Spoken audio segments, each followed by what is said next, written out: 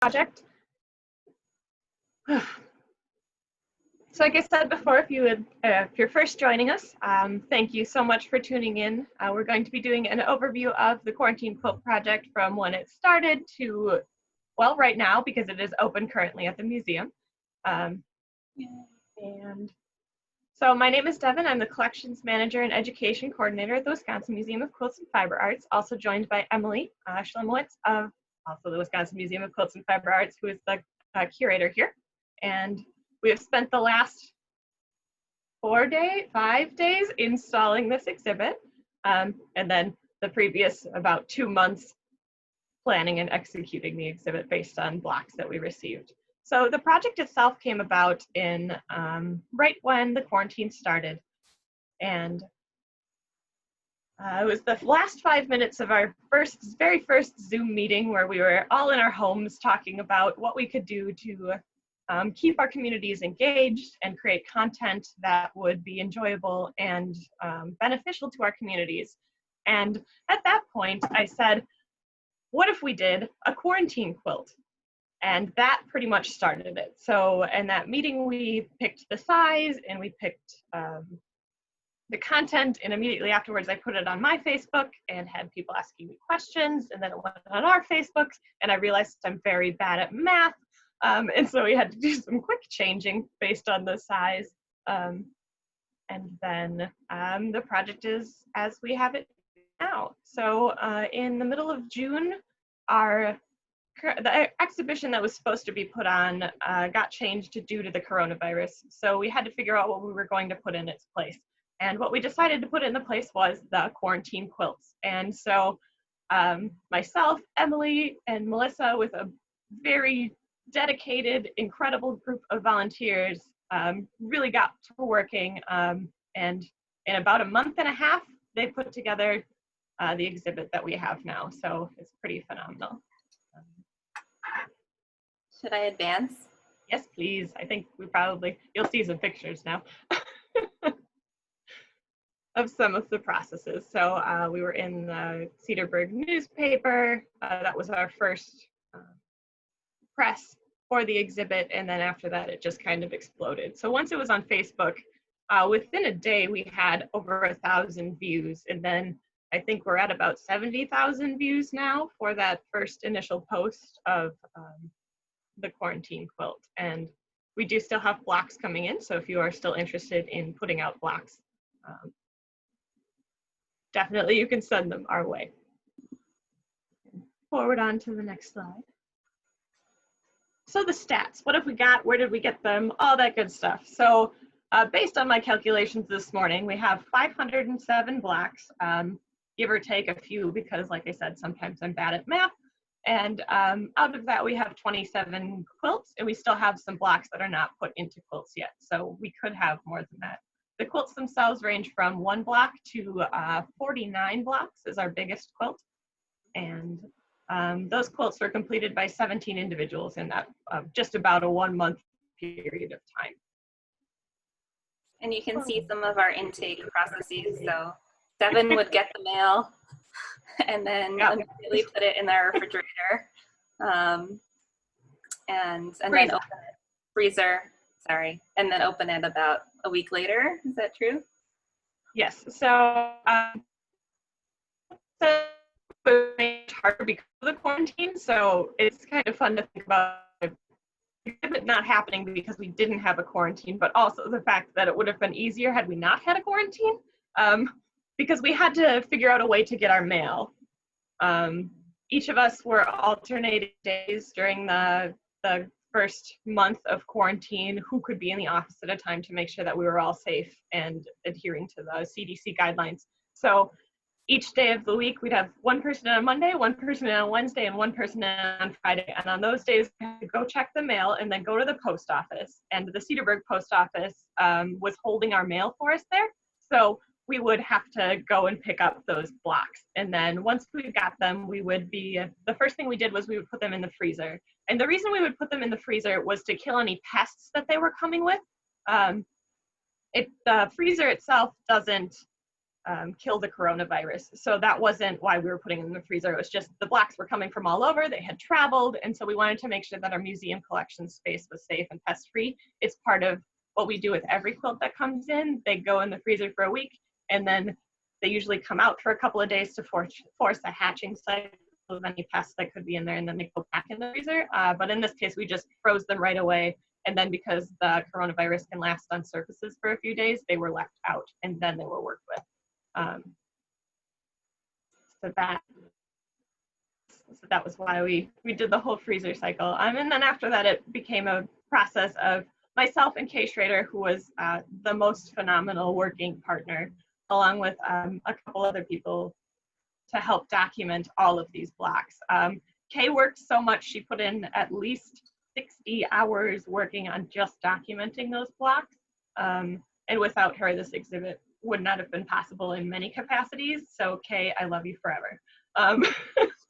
And besides that, so the first thing we did was we documented them. So they came in and I took pictures of them. I took them with the information that was provided on them. Sometimes that information was just an address. Other times it was names. Other times it was stories.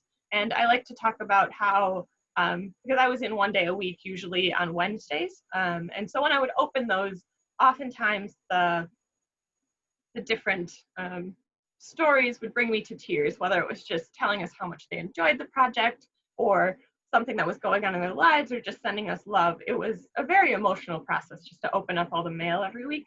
Sometimes it took me 10 minutes, sometimes it took me all day.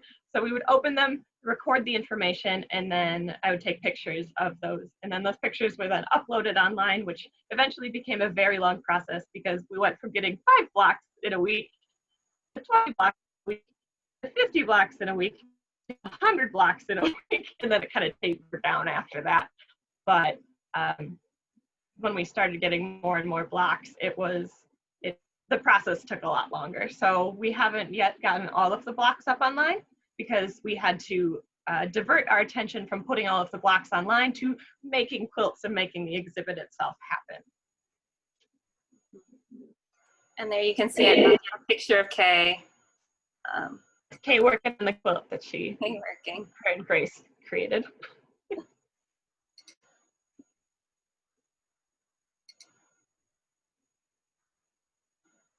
Okay. And then we can get into how the quilts are made. So once the exhibit itself was decided upon, we had about a month and a half to from start to exhibit.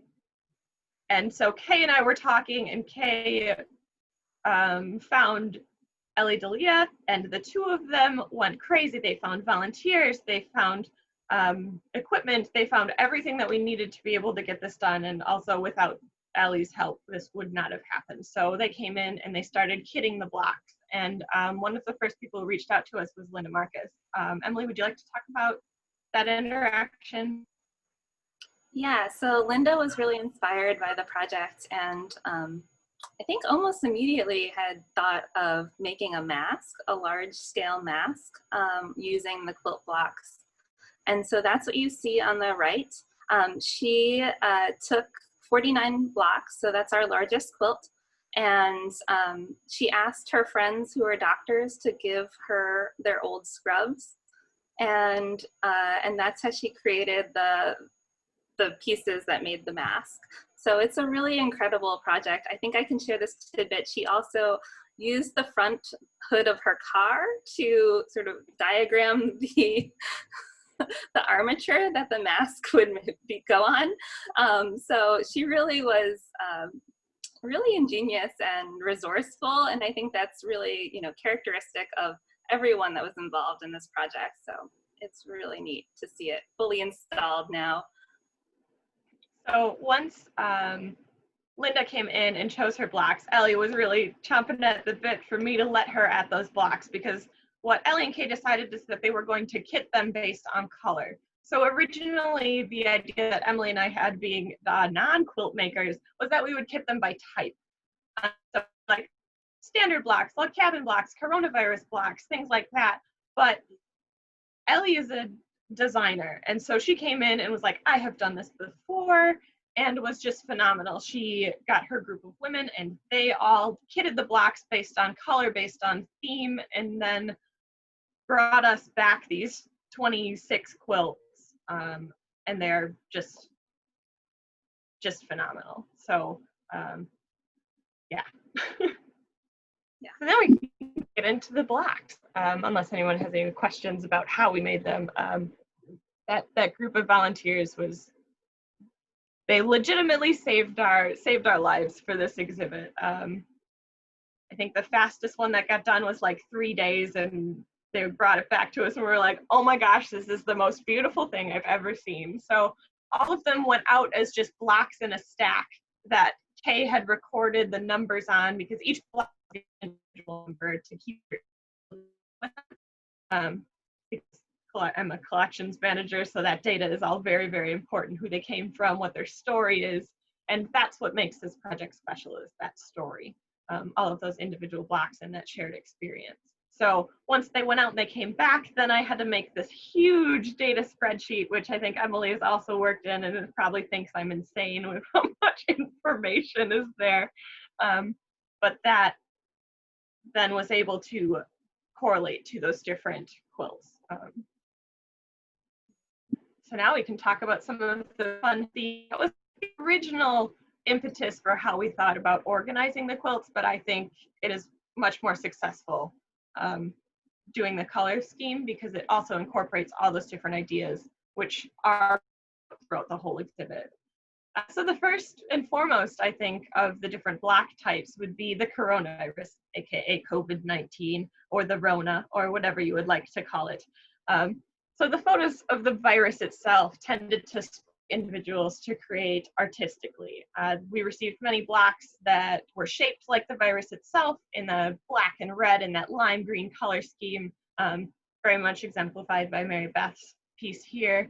Some formed that coronavirus around the earth to show how the whole world is incorporated in this global pandemic and how far-reaching and widespread it is. Others created that interconnectedness with the virus, where some, like Pam, created scenes about how the virus is affecting our lives. Pam is currently a caregiver for her mother, and so all of the wool in her rug cooked piece she found in her mother's basement, and that wool was from her grandmother. So it's a very familial story. She chose to make the setting of her piece the lungs, because that's the primary organ affected by the virus. And then she also used other symbolism in her piece to show the severe impact of the virus around the world, including the broken heart for those that we have lost. And then there's different representations of mourning also in that piece. Oh, that is. So from those influences of the shape of the coronavirus itself, the virus also sparked other forms of representation. So some were influenced by science and all of the intricacies in the shapes of the statistical curves. So Kathy, her quilt block is named Flattening, and it stated that after years in academic medicine and science communications, I have been exposed to many data representations, including graphs and charts. I see quilts in everyday in common patterns. The COVID-19 Flatten the Curve graph, used internationally and originated by many academic and public health organizations, gave me pause, because I truly saw a quilt design. Yet I have heard about and witnessed both macro and micro level behaviors around the straight-lined hospital capacity, reflected in the curving black lines. So many questions to the individual observer. Is there ever a flat line? And will there ever be the ability to flatten the curve based on our social and political structures and beliefs? So that form itself branched off into different quilt blocks that we received. Others used the coronavirus to talk about how the virus itself affects the individual. So Christine wrote that this piece is titled Contagion, and it's a portrait of a girl who has contracted a coronavirus disease, or a contagious disease. Since we're in the middle of the coronavirus pandemic, I chose to use red stitches to represent where the virus enters the body, the eyes, the nose, and the mouth. And then Laura P. originally when the coronavirus was first talked about in the United States, the first big epicenter was Kirkland, Washington, and that's where Laura was located. So she sent in a Black representing where she lives and how it's affecting her life based in Washington.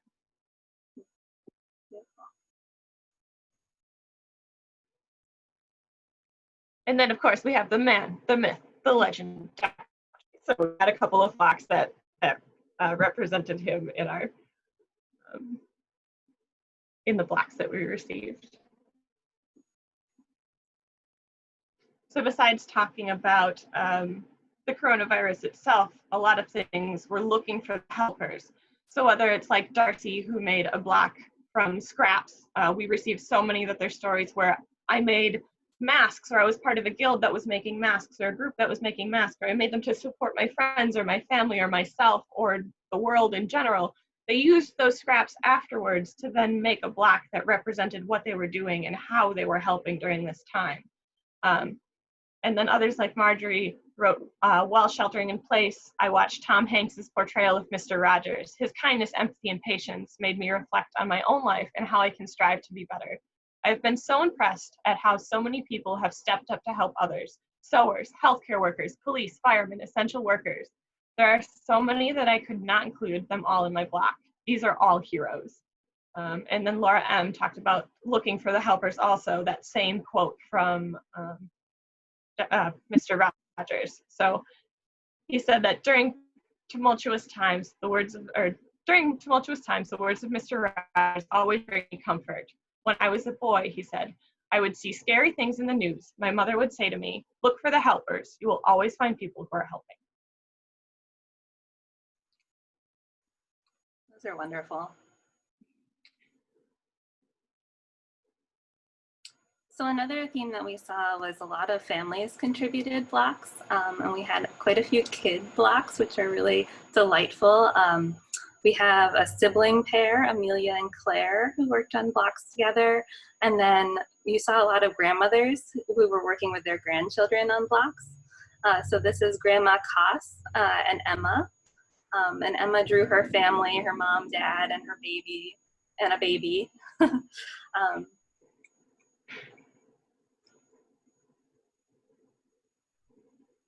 And then we had, again, another sibling pair, and Kristen, I believe, is our youngest contributor at age 1.5.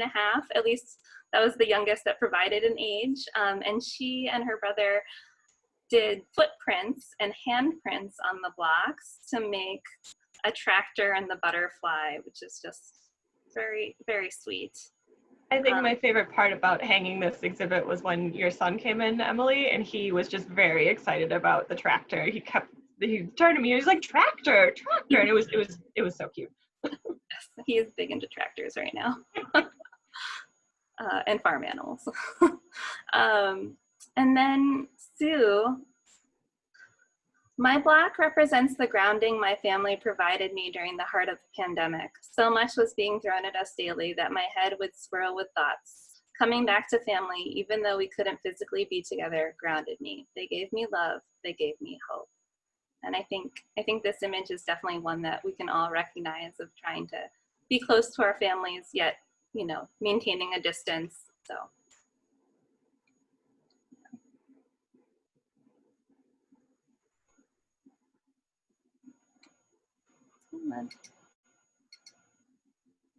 Oops. Then again, this idea of family and inheriting scraps, you know, a lot of the Blacks referenced scraps that they had gotten from their family members, or, you know, things that they were repurposing. So this one is by Astrid, and she said, when I was sewing masks to prevent the spread of the coronavirus, it struck me that the sewing notions in my sewing quilt were all inherited from women who came before me, and that 6 of them lived through the 1918 flu pandemic. Grandmothers and great aunts, Nina, Joanna, Myrtle, Ethel, Bernadine, and Jessie, they lived in Finland, the Netherlands, and Wisconsin. So the hands that passed these items on to me belonged to women who made it through, who saw a lot in their lives, and whose connection to me is vivid. The quilt depicts the Atlantic Ocean with safety pins at the latitudes for the 3 countries of my grandmothers and great aunts. Thread from each goes into a bobbin and weaves together to hold a life ring buoy. I invited friends and family to choose fabric for their masks from a collection I had from past projects. The fabric pieces that make up this block are scraps left over from the masks I sewed. I think that's just so beautiful, so lovely. Talking about distance and familial heritage.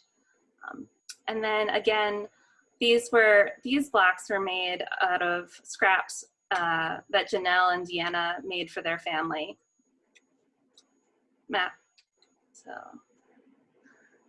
and then quite a few blocks were recognized healthcare workers in people's families. So both Diane and Cindy have healthcare workers in their family, and they made these blocks in honor of them.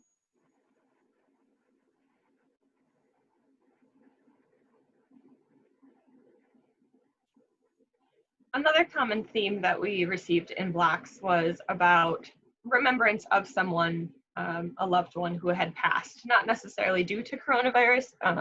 We haven't received any of those specifically yet, but you never know. And I mean, I hope we don't, because I hope this doesn't affect anyone that way.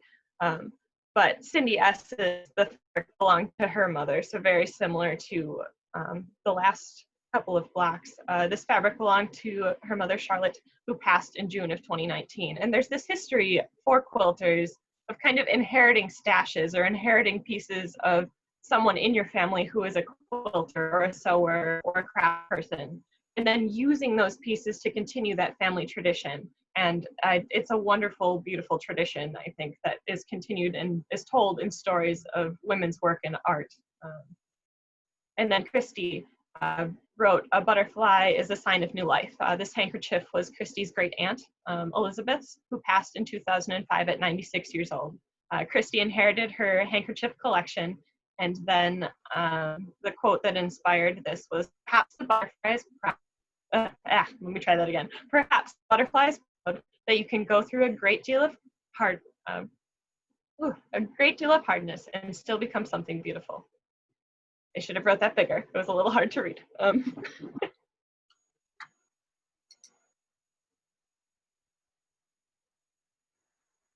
And then we get into the silly ones. So between, getting quilts that have so much embedded meaning of sadness and family history and things like that, then we get into ones of how people are dealing specifically with the world around us. So what do you meme, or a meme by any other name, would it be the same? So Mary Beth wrote, at first she thought of a turtle and how they carry their home on their back. And so I realized it could be a perfect play on words. So her title for this piece is Shelter in Place. She's been sewing since 1969 and quilting since 1974. And with breaks in between for children in school. And then Lucy created Isolation. This quilt block is about her dad, who is in a residential living situation since the start of COVID-19, and they couldn't enter the building, and so they can only see each other through the windows, and at times they feel like they're in isolation from each other. And then Bonnie C, of course, we have Sunbonnet Sue here and a bottle of bleach, which just kind of makes me giggle. We got to clean everything now.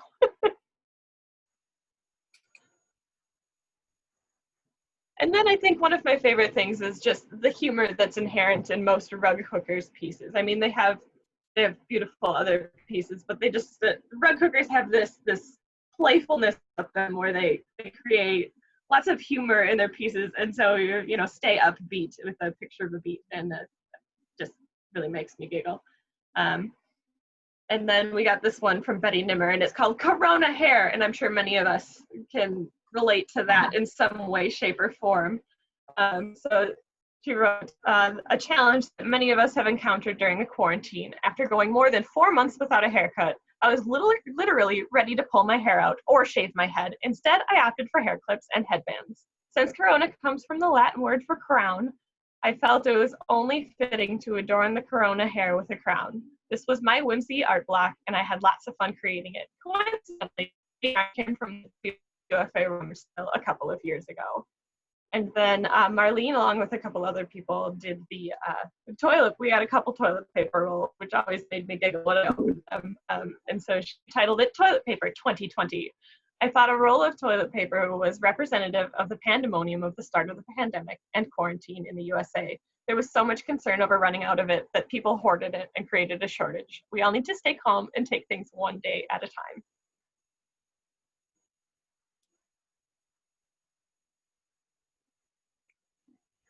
And then we had several blocks that responded to the racial and social justice issues that arose during the pandemic. So this one by Kathy was about Chris Cooper. Kathy is an avid bird watcher, and she was responding to what happened to Chris in Central Park, and just really wonderful block. And then Rosie Petrie, who's an artist in Milwaukee, and this is part of a series that she's doing called Thoughts and Prayers, a Raw Edge Applique series. The block is entitled, In 2020, George Floyd was murdered by the police. This square is my response to the witness of police brutality and systemic racism experienced by Black folks in America, even into the pandemic. And she signed it Juneteenth, 2020. So thank you, Rosie. And then again, Black Lives Matter square, and this is from Teresa, and Teresa says, African prints and animal prints releasing the pandemic of racism, BLM, Black Lives Matter, 400 years of slavery oppression. And then again, another one by Churchman, who's from New Jersey, and he or she, I'm not sure, the name is just Churchman. Actually sewed all these individual, like the Whole Foods bag is made out of cloth, and the Purell wipes and the mask. This person fashioned all of these different components.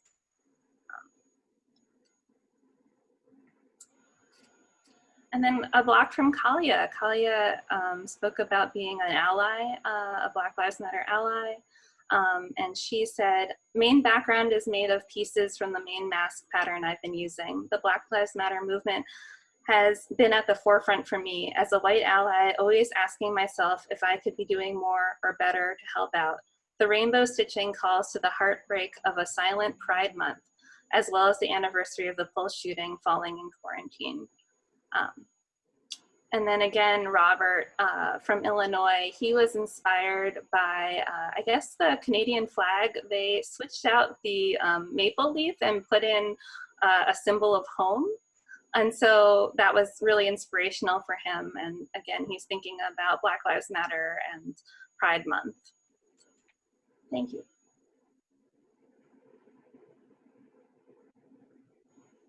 Another grouping of blocks that we received were ones that were my first quilt block. So I know many of us have taken up different crafting or new hobbies that are stay-at-home specific during this time period. So being able to represent that in blocks that we received was really exciting. So the first one is from Susan S., and she was one of our first block submissions, and it just said, this is the first block I've ever made. And I really loved that it was, the topic itself excited people enough to try something new. I mean, my first block is also in this exhibit. And then Karen C. wrote, this is painfully obvious, which I don't think it is. But I don't sew. I love quilts and have always wanted to learn to quilt, but when would I do that? Enter COVID-19 and everything changed. I brought my first sewing machine in April 2020, slowly learning a fun, relaxing hobby. As you can see from my piece, I have a long way to go. This was a fun break from making masks.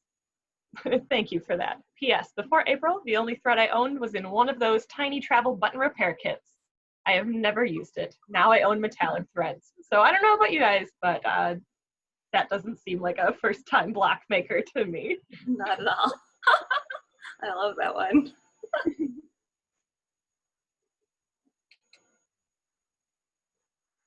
Yeah, and so then we had quite a few blocks that had unconventional materials. I think people wanted to participate, but wanted to participate in the medium that they're comfortable with. So Frank K painted his block. Allie, she used polymer clay to create this three-dimensional piece.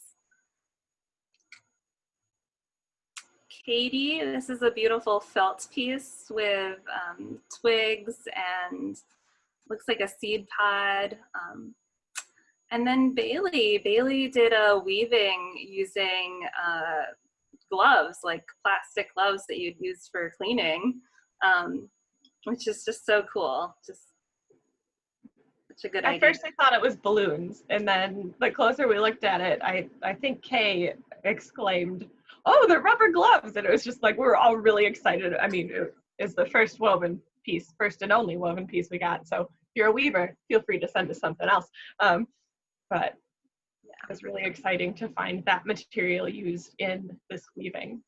Yeah, although we were nervous about cutting off the end threads. So this one's currently displayed on a pedestal just because it's just kind of its own unique piece. So we've got a couple of very unique blocks that we need a uniquely inspired artist to help us create into quilts. So.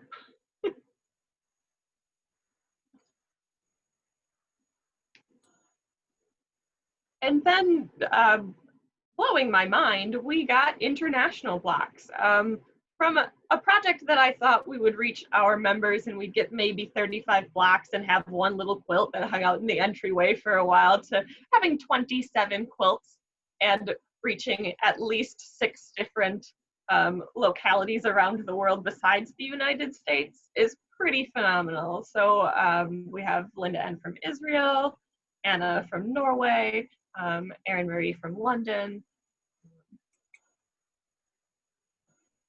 and then Anita from Hungary, and Jude sent us 2 from Australia, and then shouldn't have started saying names because I shot myself in the foot there. My last name's hard, so let's see. Margique? Marike? I'm very sorry, but I love your block, and she's from the Netherlands. It's really beautiful. Yeah, that was our very first international one, and I was so overjoyed.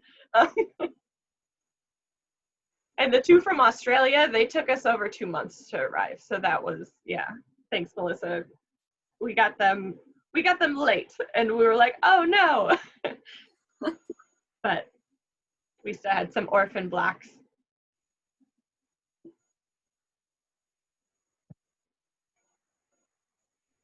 Hey, that's our note to do a video walkthrough. So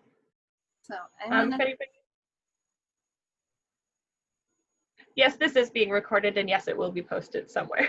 We'll have it on our YouTube page, and it'll also be live on Facebook after the event. So I'm going to pause share and then let you share your screen. Mm-hmm. No, stop playing video.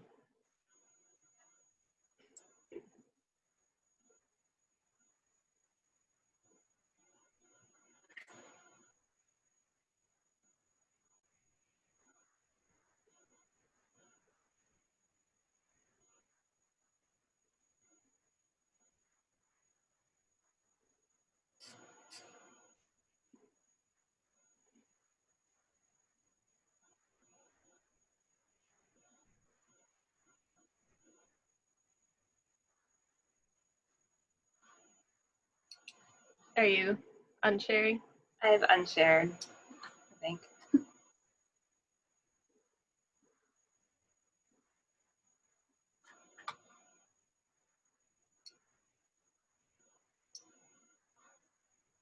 Are you good? Mine still says that you're sharing. Oh, okay. I don't. Hold on. Does that work? Yeah. Maybe. Share screen. There we go.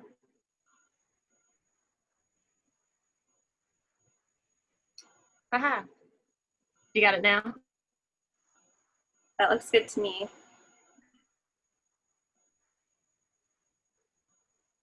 All right. So here's the video walkthrough that Emily and I took yesterday. So this will also be recorded for later.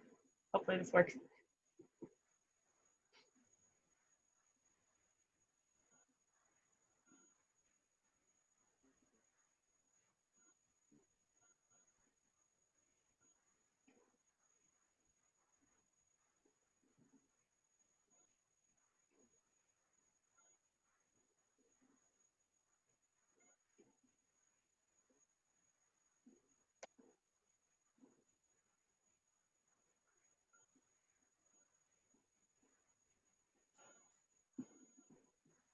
And for those who haven't been to our space, it's an old barn, as you can tell. It's 1860s German farmstead. And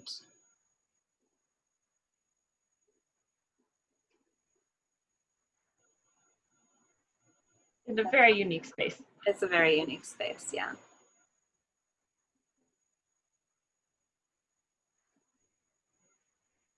And in the labels, we have identified every artist, including their state. And they're done in a grid pattern, so you should be able to find your name pretty easily. The grid will match what's happening in the quilt.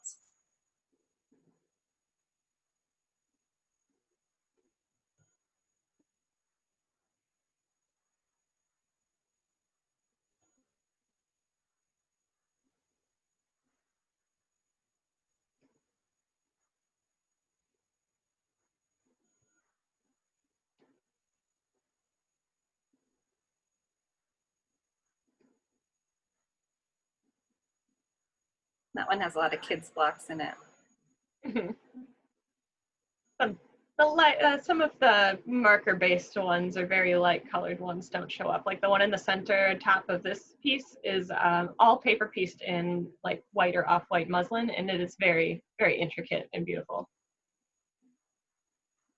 And from Australia.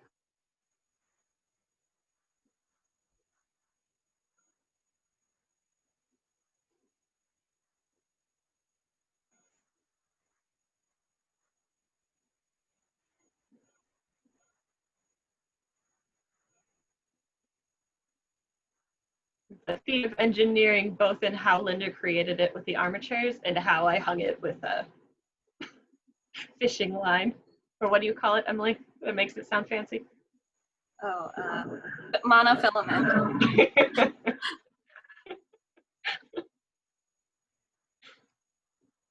Oh.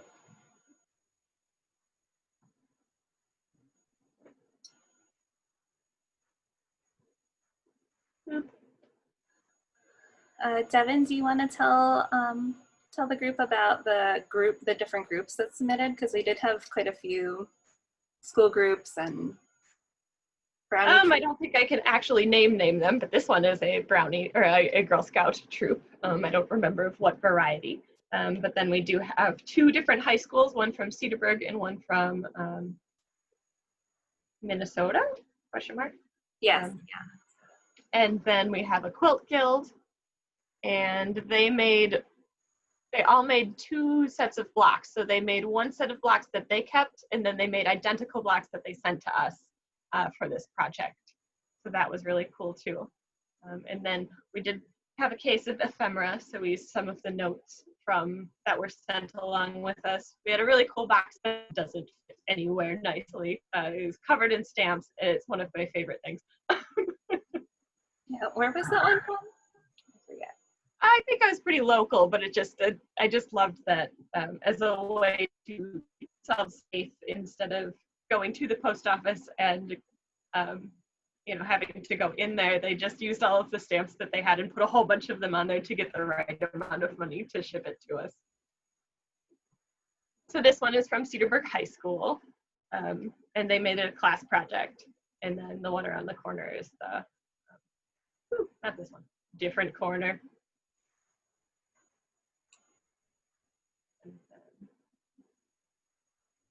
So we still have a couple of blocks we need to figure out how to incorporate, but this is the other high school one. And they sent us two separate blocks afterwards, and those two blocks are incorporated into a different quilt because this one was already made by the time we had received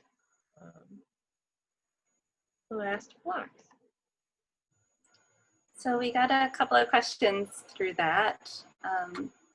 Do either of us have a favorite block? What's your favorite block, Devin? Oh, that's what my favorite candy is. Maybe let us think about that and we'll answer it at the end, because I don't have one. Do you have one, Emily? Oh, there's numerous. Yeah. Yeah. I mean, texturally, I really love the Corona hair one. That one makes me giggle. The one that says "Don't touch your face." Oh yeah, right in the center of the mask. I like the ones that I received from my family, so that was exciting, or my extended family or friends, because it was like a vowing of support for me. So one of my friends, Hannah, sent one from Minnesota that is hand washing, and it's really fun. That's a beautiful one. Yeah.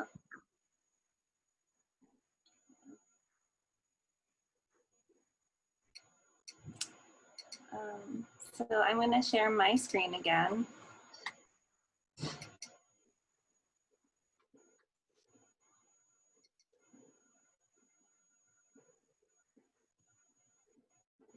that working? Yes, I think so. It says video walkthrough, and we did that successfully. We tried to go slow, but it's a video, so we did our best. So these are all of the quilters, and this exhibit, quilters and piecers and quilter assistants who helped out with the creation of the quilts themselves. So without them, this exhibit would not be possible and would not have happened. And not only did they step up, but the majority of them donated their time. They donated the backing and sashing materials and the battings. And then we did have some other additional donors who helped support monetarily to purchase supplies, and also who came in and brought batting and backing. And it was really a group effort, which tells you a lot about quilting and quilt history, because a lot of that was done as a group effort too, whether it was people giving you scraps so you could make a crazy quilt, or everyone making a block and then those blocks being put together as a charm or a remembrance quilt. So this really is a testament to quilters and their history. And also thank you to all of the people who submitted blocks. There are over 400 people who submitted them. I have not done that math yet. Some people submitted multiple blocks. Some people submitted multiple blocks over the span of the event. So I know the individual who sent in the block that had the houses in it, a Canadian flag, I know he sent in, but they were spanned over a length of time. So we definitely have over 400 people, over 500 blocks. It was a really phenomenal project. And also thank you to the post office, because without them, I don't know what we would have done. We would go in and they would go, here's the bin, and then I would take it back. I think they were very so kind. They were very supportive and so kind. The USPS, the Cedarburg ones that was so amazing. Just what they did for us. They not only held our mail, but they put it in bins so that we'd easily come and pick it up 3 times a week. Yeah, Melissa, I think they cheered because we were taking things away so that it didn't hold up their space.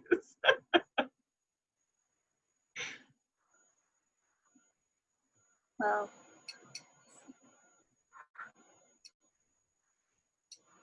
There should be one more. Yay! End notes.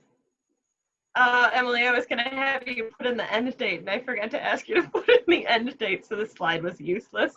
So the exhibition opens today, so if you're local in the area, you are welcome to go drop in today and check it out. So 10 a.m. this morning until 4 p.m. tonight. Otherwise, it's Monday through Wednesday through Saturday, 10 to 4, and Sunday noon to 4 are our opening hours. And then The exhibit closes on November 15th at 4 p.m. And then we are working on 2 more things as compendiums to this process. So the first one is a quarantine quilt exhibition booklet. So it will include pictures of all of the quilts and all of the blocks we have submitted up to this point. And that'll be available for purchase just like our blue and white book was over the, what's that website called? It's called Blurb. Blurb. So we will have information on that, but we had to get all of the quilts, and our last quilt came in on Sunday. Thank you, Sonia. You are amazing. She made that quilt in, I think, less than a week, which is just phenomenal. So, and then we have, we'll be having a quarantine quilter pin, and that will be coming out shortly. It's just, it takes a little bit for them to arrive. And that'll look like what's on the bottom here of the screen. It's a little bit different because it is made of enamel, so you can do all of the little extra bits and bobs. If you want to know if we're still accepting quilt blocks, yes, we are. We haven't gotten any for a little bit, but yes. So the quarantine quilter pin will look similar to the one there in the bottom corner. And then how do I know if we've received my blocks? So we will have them all up online, but I had to stop putting them up online because otherwise we would not have had an exhibit. So when I get some time in the next week and a half, hopefully I will be able to get the last 150 or so up online. And now the data is a lot easier to work with because I have all of the blocks labeled already. So it should go much faster to get them up online, and we did receive your block. Your name looks very familiar, which means I typed it in a number of times into different spaces. Yeah. Final date to receive. I don't know that we have a Final date to receive. We're going end of the year. We'll be kind of just collecting them, so topic-wise, and then once we have some volunteers who would like, once we get a collection of them that work well together, we'll be making more with our collection of them. And if you do send them in, please make sure your name's attached to them. We have a nice sheet on our website that you can download and fill out the information. And if you fill out the information for us, Kay and I love you the most because then we don't have to fill out that information. All we have to do is doodle a little picture of the block on the bottom corner. And what happens to the quilts after the exhibit is finished?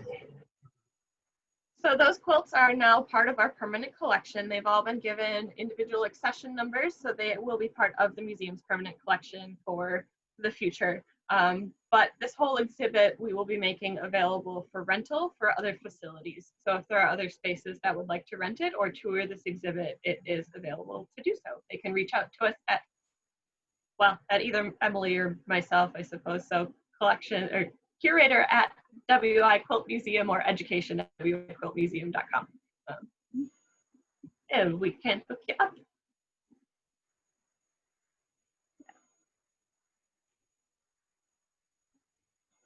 And as Melissa mentioned in the chat, the museum has been doing an online auction all week as well to support our programming. Unfortunately, we had to cancel our gala because of everything that's going on. So this is our main revenue generator. So she, I think, posted the auction link. So please take a look. It's gonna be, it goes to probably 2 p.m. today. 2 p.m. Thank you. I only know because I read her note. So we have not been working on the auction. Melissa has been working on the auction because Emily and I have been making an exhibit. So normally all of us would be working on that too, but and I mean, I can't stress it enough, but thank you for the community who sent in pieces and donated their time and efforts and skill set to make this a project. It's phenomenal to see the ideas and the love and the support, everything piled into these quilt blocks embedded in the fibers of this exhibit. So thank you. Yes, thank you very much. So yeah, if anybody has any more questions, do that, or yeah.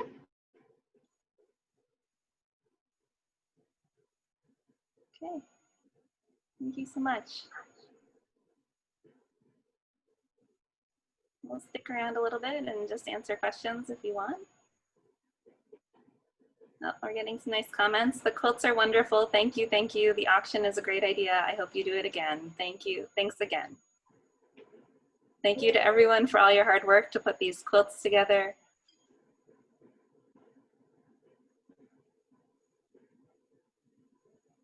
Toss out my personal K, thank you again. I think every time I saw her, I said, have I told you how much I appreciate you today? So Kay Schrader, thank you. And I'm sorry that all of the writing hurt your arm.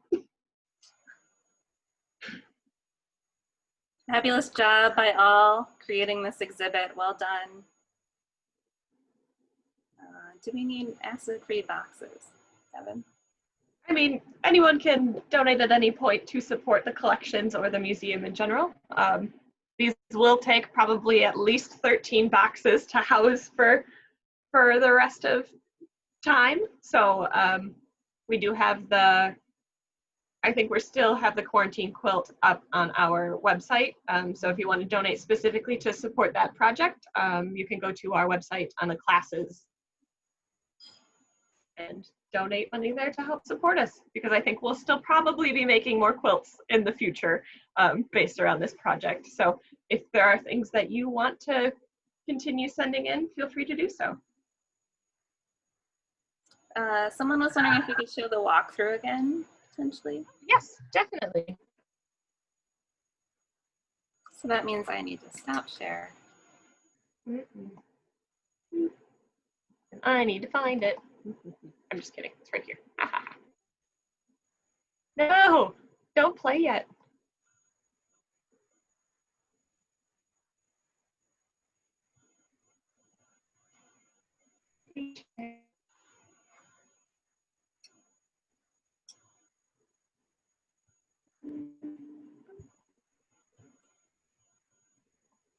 Why? So that's when you first walk into the gallery looking from the gift shop.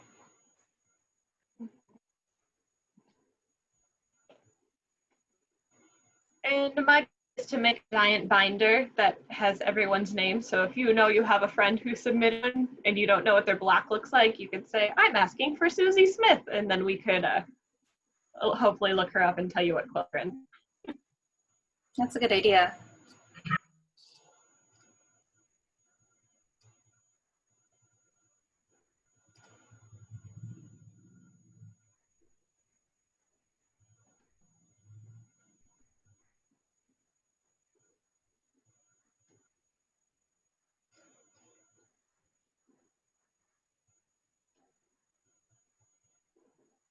So these are two of our not yet in.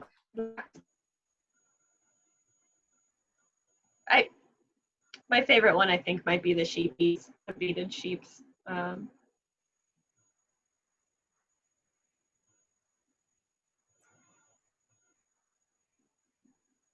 We struggle with cameras.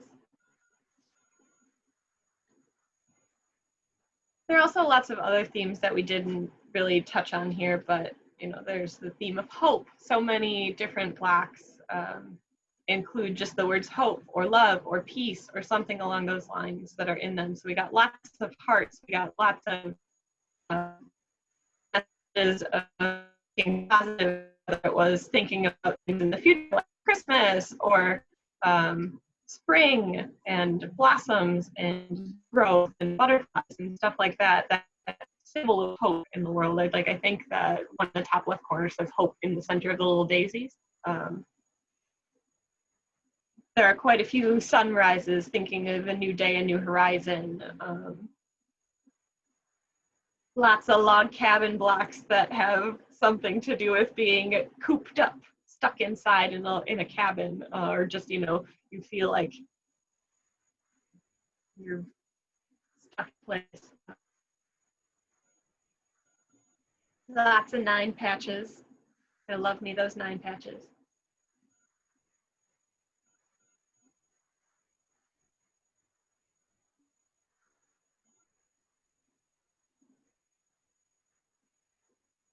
The armature, this is like ingenious.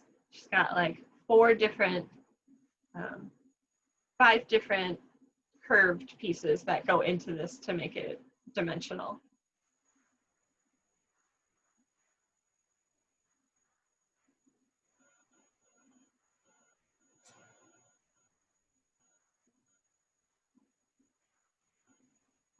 Lots of homes.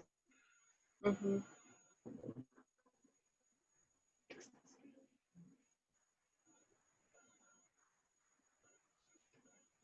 A lot of references to people graduating.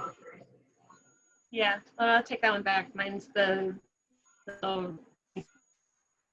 crib with the green hair, the painted one. Like an anime character that's really cute.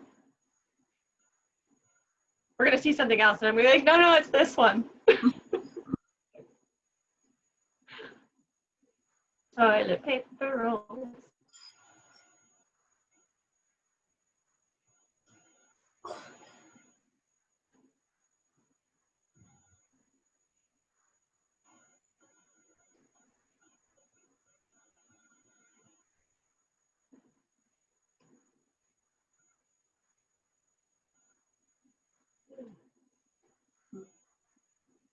Lots of beautiful embroidery too.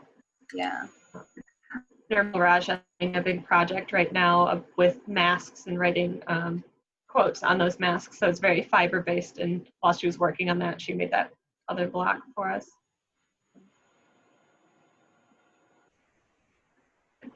The high school ones really exemplify a lot of the themes and things that people are thinking. So they've got their graduation, they've got friends, music, stuff they're doing to pass the time, like baking and cooking and missing their friends. And it just, a lot of that resonates, I think, with all of us and how we're experiencing the world.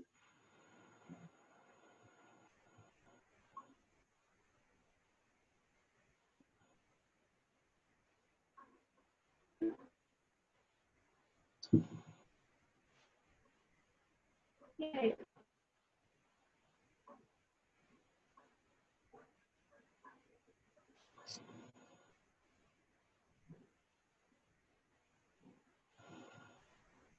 Thank you all.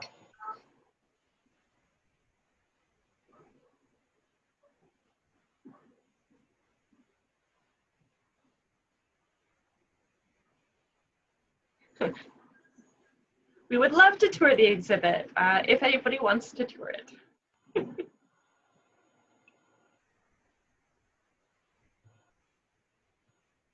What is the next program? Oh, the next. You want to talk about the next? It's us again. It's us again. It's Emily and I, and then a past curator from the museum, Jamie Henry, who currently works in Missouri. And we will be talking about hanging and display of quilts and fiber arts. So how we do it, what you can do in your home, how we make it artistic versus how we differentiate between quilts versus crafts. So we display most things like they are fine art. So we'll be talking about that and how that drives how we display in the museum. And that'll run on August 21st. So August 21st at Friday, August 21st at noon again. And yes, this video will be archived on our Facebook page and also on YouTube. So we have a YouTube channel now. Yay! Because of Zooms. We have a YouTube channel because of Zooms. What a weird world this pandemic has created, jumping us into the 21st century, whether we wanted to or not. I mean, we didn't want to, we just, prioritized it now. Yeah, so immediately after this is done, if you were watching it over on Facebook, you can watch it over on our Facebook page. Just go to our page, and then there will be videos on the side, and you can actually watch all of our old ones there, as long as they got transferred over. I think in our whole series, we lost one video. So it's pretty good for never having done Zoom things before. Yeah, we're getting a lot better. We are. And now your pipes are hidden.